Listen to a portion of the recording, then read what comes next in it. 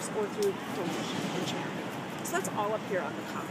The widest street in the town, you can see it goes straight down through the middle of the town.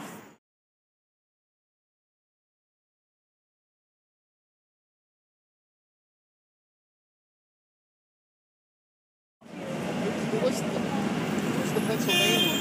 Benjamin. This is the bottom part of the commons, and today we have this beautiful late 19th century gaslight fountain. That's our city hall back there. A lot of beautiful buildings, of course, none of which were here at that time. This was the lower end of the commons. The gallows was over there, and this is where you would have come to see people punished for their crimes. This is also where the Sons of Liberty had their big public meetings. And one of the things they liked to do was go around the town and grab Tories, supporters of the king. They were looking for 6 of them, the odious 6. And the mission was to grab them and string them up by the seat of their pants on the Liberty Pole. So not to kill them? Nah, not anymore. You probably also have a country home about where the buildings are right up there that you were asking me about. So about a mile away, mile and a half away. So when you're a country home, you would come to the country chapel, St. Paul's. St. Paul's was built by stone quarried here on Manhattan Island, so it's built from the island. And the entrance faces the Hudson River because they like to come down the shore road. So we're going to be walking around to the proper entrance. The graveyard are people who would have been members of this church parish. And the grave with the marker here is a soldier.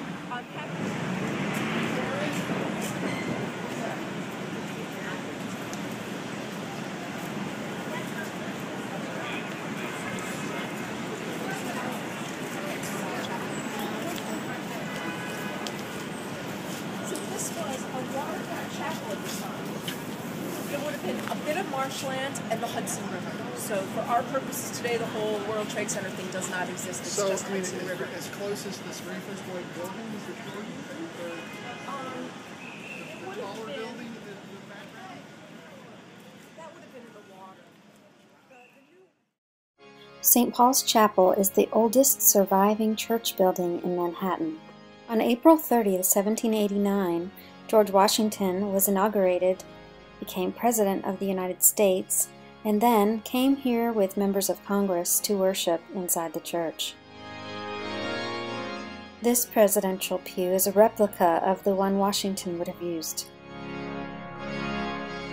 One of the earliest original oil paintings of the Great Seal of the United States, which would have hung here when Washington worshipped.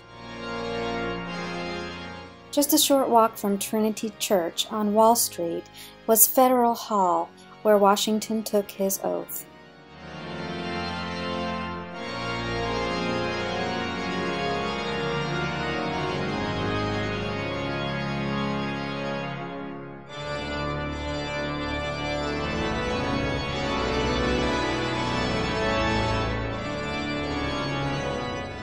And just across the street is the famous New York Stock Exchange building. On the corner of Wall Street and Broadway is another famous church, Trinity Church, also known as Trinity Wall Street, and buried within its colonial-era cemetery is another famous American, Alexander Hamilton. Our tour ended at the Francis Tavern Museum, where Washington gave his farewell address to officers of the Continental Army.